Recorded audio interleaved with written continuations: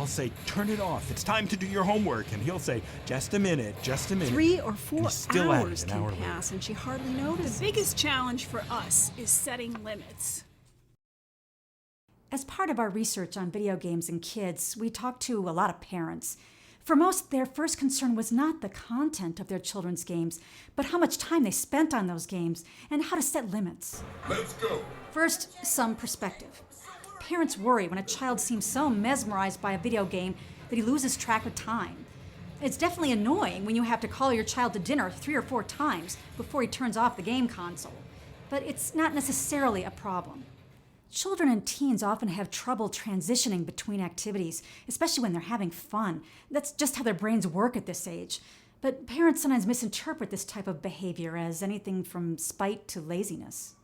Now, what about setting limits on game time? Some children may do okay on their own, but if your child has trouble regulating himself, help him out by setting sensible rules and make sure everyone is clear on what those rules are. Depending on your child's specific needs, you might limit gameplay to half an hour on school nights, for example. A younger child needs simple rules.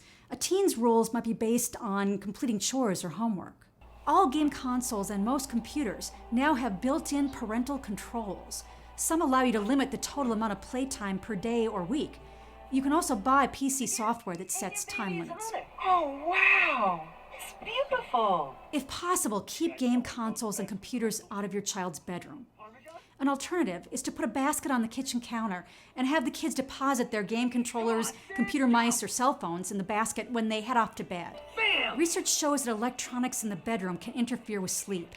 And poor sleep can affect your child's health, school performance, and even her weight. Next, let's consider game content. Some parents find it hard to regulate their child's video game play because they don't know enough about their child's games or even how to use the controls. There we go. Learning to play or even watching a child play may also help parents feel more comfortable with their child's use of games and more able to manage time and content. You just have to strum like you were pressing. Most kids in our studies said they rarely played with a parent, but would like to. In fact, it's good for the parent-child relationship when you ask your child to teach you how to play a video game. It reverses the usual parent-child role and lets the child show off her skill. It's also a chance to learn more about your child's interests. Suppose your child asks you to please buy a particular game, but you're not sure if it's appropriate. Here are some things you can do. First, look up the game on the web.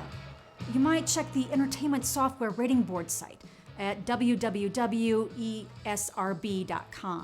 Other good sites are playsavvy.com, which is run by America Online, and whattheyplay.com. These websites will give you details on what your child is likely to see, hear, and do in the game so that you can make a more informed decision. Next, consider renting the game. Watch your child play it and see how he uses it and reacts to it.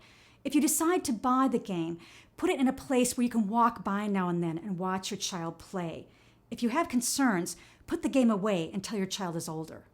Finally, to enforce rules when you're not around, or to keep a younger child away from games an older sibling plays, use those built-in parental controls to limit access to games based on the age rating. The ESRB website has a good description of how these work.